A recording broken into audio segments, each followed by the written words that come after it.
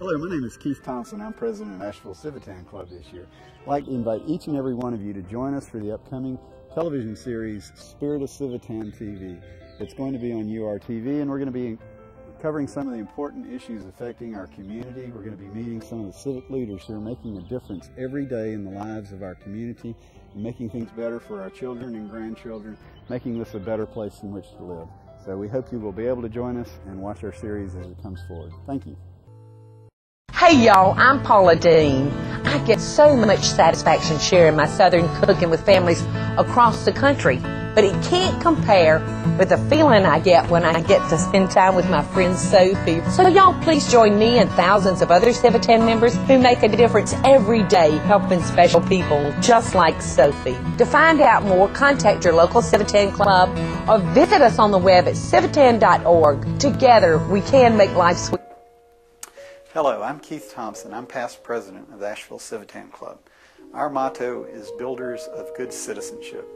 As we reach out in service to others, we try to become well informed about activities and ideas in our community to meet the challenges that face us. Our regular meetings and our second season of the Spirit of Civitan television that you will be seeing this year presents these speakers and ideas in a way that we can all come together and learn how to be better citizens. Our regular scholarship program that's been going on for decades presents scholarships to deserving and high-achieving students from each of our 7 local public high schools. And here's a clip from our 2007 scholarship program. I am Cal Remmers. I am the chairman of the scholarship committee of the Asheville Civitan Club. It's our pleasure here to honor 7 graduates, one from each of the 7 high schools of Buncombe County and Asheville City. All of these people are here to receive a scholarship of $3,000, which are awarded on the basis of excellence in scholarship and excellence in school and community citizenship activities. We also welcome, seated at this table, Cliff Dotson, Buncombe County Superintendent of Schools, and Robert Logan, Superintendent of Asheville City Schools.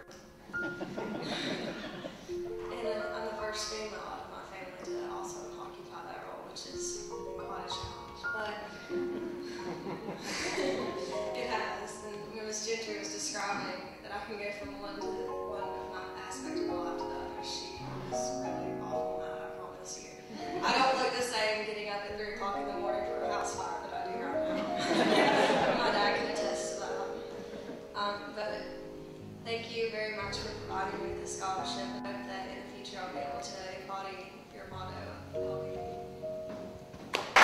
First, I would like to thank the Asheville Civitans for allowing me to win this scholarship. But after high school, I plan on attending Clemson University, where I'm going to major in biology and hopefully become a dentist. It's going to take a lot of hard work, but I think I can do it. And I do plan on coming back to Asheville and being with Mom and the rest of my family. My father passing away last Christmas has put us kind of in a burden financially. That's why I'm so grateful for the scholarship. It's going to be put to well use, and I thank you all.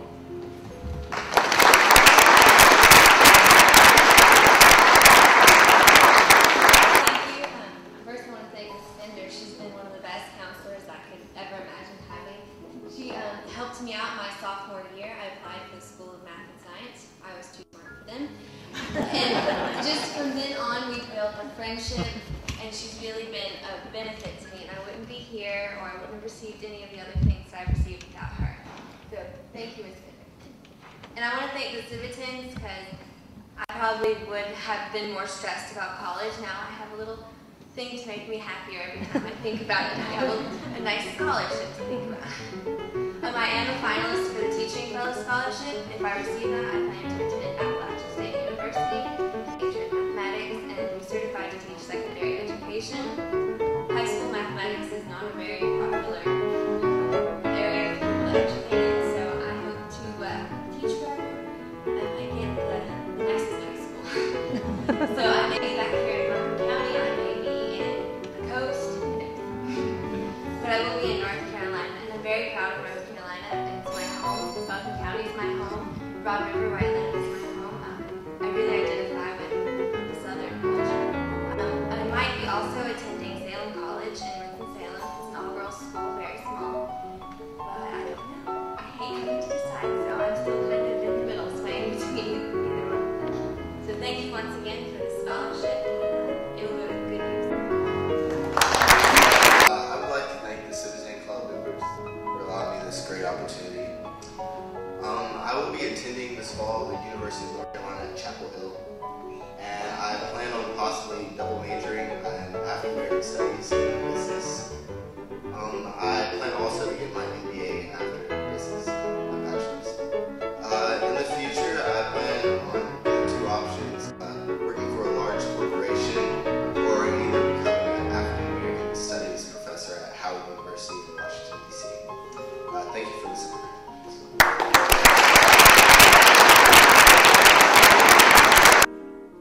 Our scholarship program is one of the most exciting times in our Civitan calendar to recognize students for their achievement as students and their good citizenship in their extracurricular and community activities. We also present Good Citizenship Awards to 2 students from each of our local public high schools every year. And here's a clip from our Good Citizenship Awards recognizing these students. Brass Quintet, North Buncombe High School.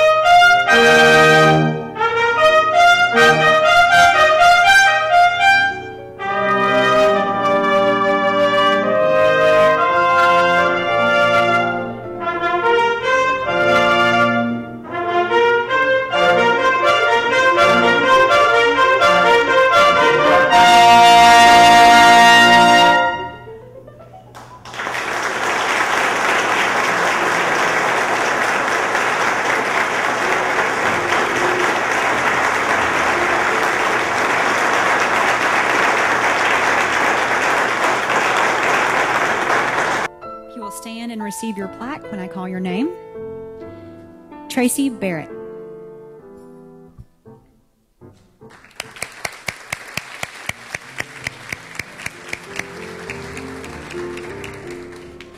Megan Bridges.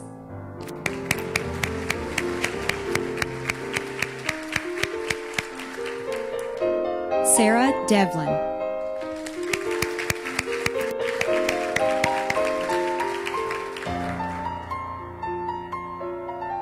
Zachary Dillo.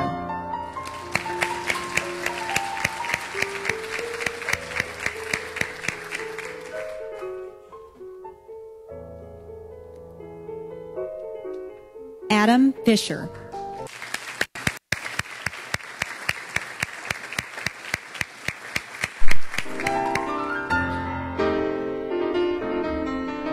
Brooks Frederick.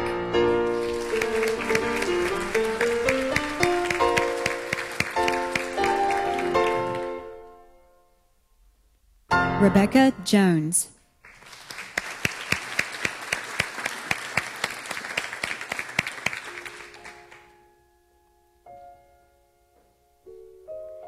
Caroline Kirby.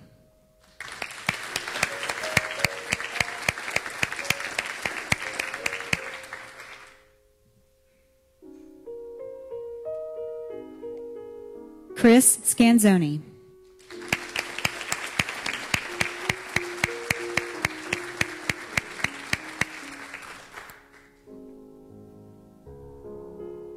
Holly Schreier.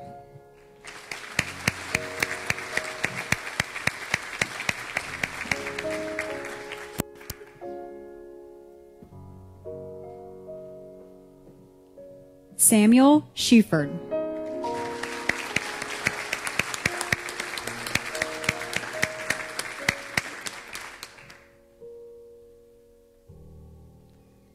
Clark Eulenhop.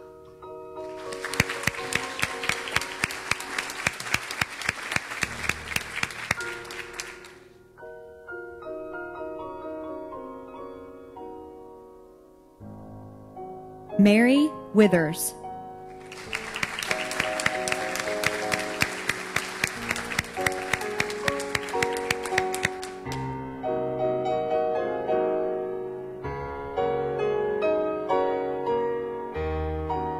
Ethan Wooten.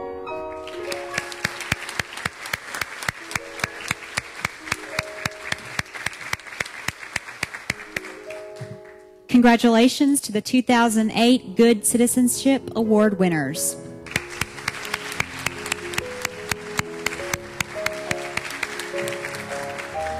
Another high point of our Civitan calendar is when we present Spirit of Civitan Awards to very well-deserving citizens who go above and beyond the call of their job description to really reach out and make this a much better place to live.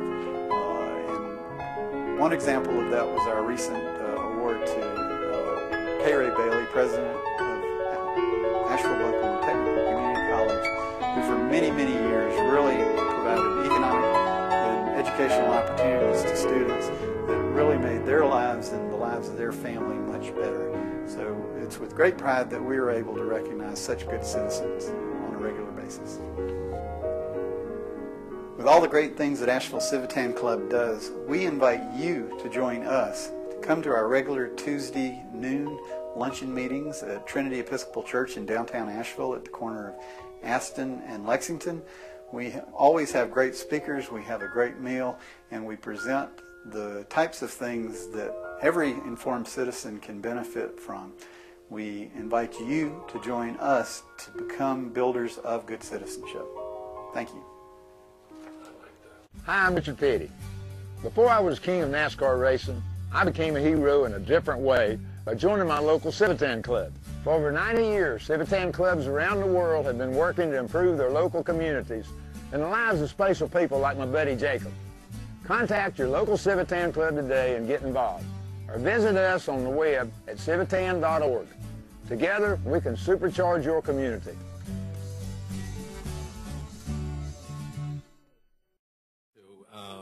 Since the Nobel Peace Prize was won by Al Gore, and And was mentioned somewhat, seems like somewhat as an aside, was that this group, which provided the data for his book and for a lot of the people that analyze climate change and climate data, turns out comes right out of downtown Asheville, which is kind of an amazing thing. I guess they have some huge computer down there, and recently in the paper, just the other day, there was another group that's the Weather Hub Draws Tech Firm. So not only has it been here for many years, but it's drawing more and more people. I think there was another one that's come in, so maybe Jay will fill us in on some of those details. Thanks, John. Well, thanks a lot for having me. I was telling John earlier that it's great that there's so much interest in the climate, what is happening with the Earth's climate, that you wanted me to come and talk to you about it today.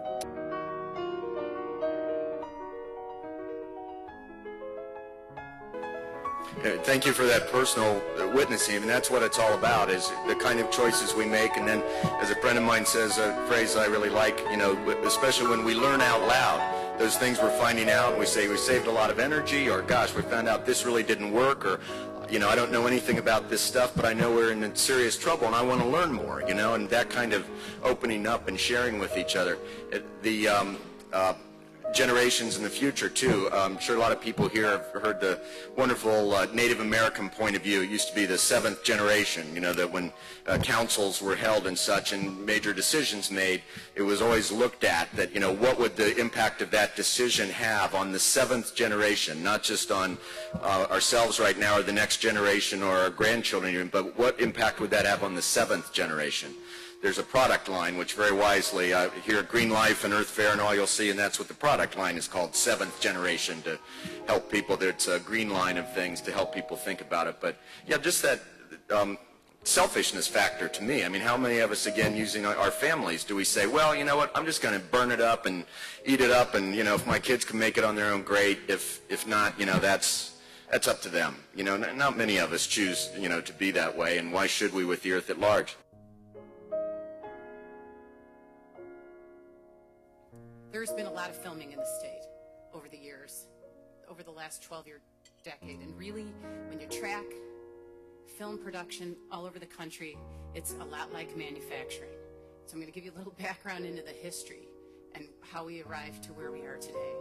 There was a period of time in the early 90s that it was really active in North Carolina, and what inspired that was, do you all remember a producer named Dino De Laurentiis? So he started in Wilmington. He took over some warehouses and started a film production studio there in the 80s. And I think he had a 7-picture deal. And he shot all those movies in Wilmington. And that attracted and trained a crew base that has remained to this day. That there's a real, you know, they've built up an infrastructure from there. He eventually went bankrupt, but I mean, at that point, he's still around and making movies, but he left. And another company came in called Carolco, who did Terminator and some other Total Recall. They went bankrupt. But, you know, this isn't every few years. And then a company called EUE Screen Gems bought the stages, and that's who owns them today. EUE Screen Gems produces a lot of, I think it's The Guiding Light and a lot of television commercials. But what was left was a really good infrastructure of crew, and that always attracted Hollywood to come, because that's a cost savings.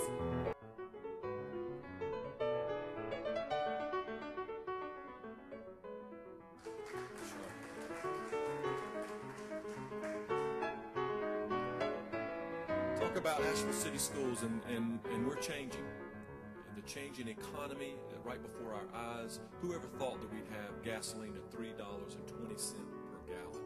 Outrageous. And I certainly hope this young gentleman who made his remarks about the future of alternative fuel, I sure hope it comes to pass. But we're certainly in changing times, and I've got some information I want to show you how our school system is changing to meet these.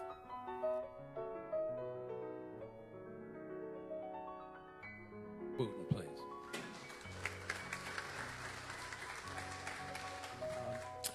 As John mentioned, I'm with the North Carolina Geological Survey, and that's North Carolina Geological Survey, not U.S. Geological Survey.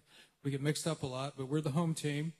We have an office here in Asheville, and we're actually part of the Department of Environment and Natural Resources. I'm going to talk to you about the landslide hazards in the mountains, and when you have mountains, you have landslides. It comes with the territory.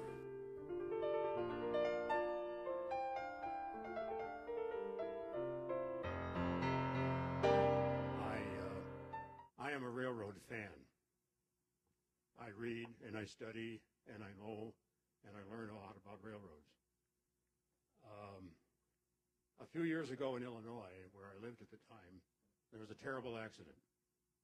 A school bus got on a crossing as a train was coming through, killed several kids. Since that time, legislation has been passed where the trains must blow their horn, which they always did anyhow, but now they've got to blow it sooner and they've got to blow it louder at every crossing, everywhere. Even out in the rural farmland with a couple of cows standing nearby, you blow the horn. So that still exists, but at the same time, you take a typical little town in the Midwest or the South, and maybe it's a town of 5,000 or 10,000 people that has 5 or 6 crossings, and now it's on a transcontinental rail line, and a train is going through there every half hour, 24 hours a day, blowing their horn 5 times going through that town. And don't believe the residents love that. There is no answer. The only answer is let's close off 4 of the 5 crossings in town and have only one way to get across that track, so the horn only has to blow once. But the people in the town don't want to do that. They don't want to drive 4 or 5 miles out of the way to get from one side of the town to the other. So it's a problem that is a no-win deal. I really think that the railroads are taking a rap. After all, they got here first. The cities were glad to have them be here, run through the middle of town if necessary. That's what made Asheville what it is, a railroad. I can't argue with that.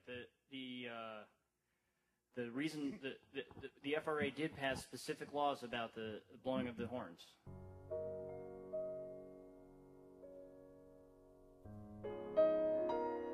Here are some of the major issues to be considered. Tom Colson will speak from Care Partners, who works at Care Partners. He's not representing Care Partners. He'll will speak to us on campaign financing. Well, he'll shoot me. Anyway, an update on what's been happening at the state level. Rebecca Manning will speak to us about instant runoff voting. She's a self-employed lighting designer. Elaine Light, who's spoken to us in the last year, will speak to us on filling vacancies, something that she has been, that needs to be clearly defined by the City Council. And Jay Quinn, who's been here before as well, will speak to us on district voting, and recently mentioned by the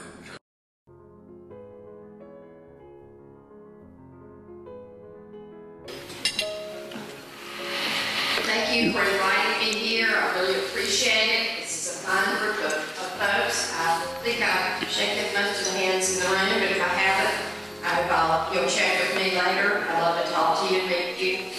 I have a 3 or 4 minute opening, so I'm going to have to cut it a little bit. But anyway, my name is... Do you mind if I stand? Please. I feel like you can't see me. Please. My name is Jane Quilden, and I'm a candidate for House Seat 116, which is an open seat. There is not an incumbent. As always, it's a pleasure to be with you. I'm going to depart a little bit today. If you want to know what I think the answer to all the problems in the world are, it's more education. I realized that after about 10 years into this job, you just look, and financial ignorance is causing a lot of what's going on in this country right now. If we could educate everybody better, you'd see this country get better, period. 60% of the state budget is dedicated to education. If you want to know where your tax dollars are going, that's in the general fund budget. That's K-12, universities, and community colleges.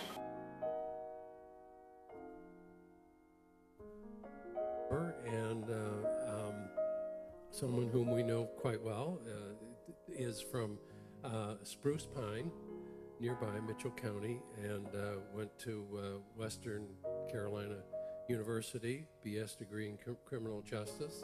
I guess what I wanted to say is that, of course, we're all very proud of Van and the job that he's done. And I don't know, I don't think in all the places I've lived around this country, I don't think I recall having to elect a sheriff. The sheriff was always one that was appointed. I never knew by whom. If you appoint a sheriff, you have a professional. You have someone who has all the experience and so on. If you elect somebody, you get a professional politician, So I think we've got the best of both worlds here. Van has turned out to have done an excellent job. So I'd like to welcome Van Duncan. Thank you. It's good to be with you folks here this afternoon. I'm pretty loud. I'm going to try to adjust this microphone. It comes from my years of teaching or hollering at children, one of the two. I'm not sure which.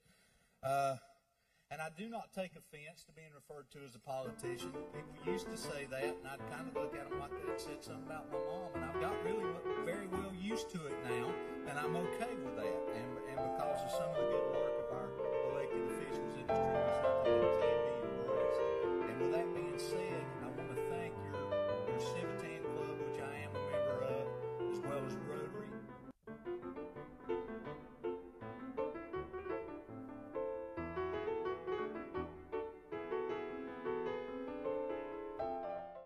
Hey y'all, I'm Paula Dean. Since 1950, Civitans has been committed to improving the lives of people with developmental disabilities. That commitment continues today through Civitans in involvement in summer camps, vocational programs, and Special Olympic Games for great little people like my friend Sophie. So please help me and thousands of other Civitan members to make a difference by volunteering in your local Civitan club. Together, we can make life sweeter in your community.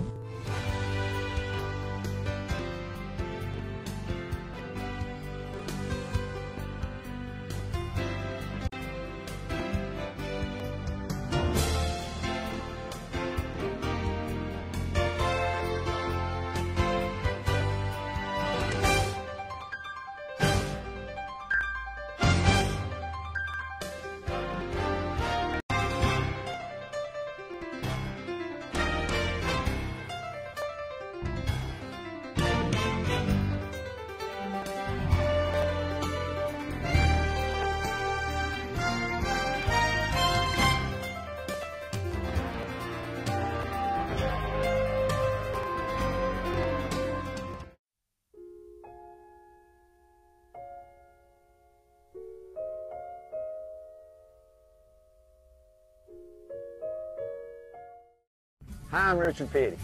Did you know that for 90 years, Civitans have been making a difference in communities around the world by raising funds and serving needs of others? Civitans have made life better for millions of people like my buddy Jacob. Help me and Civitan members in your area make a difference by contacting your local club or visiting us on the web at civitan.org. Together, we can supercharge your community.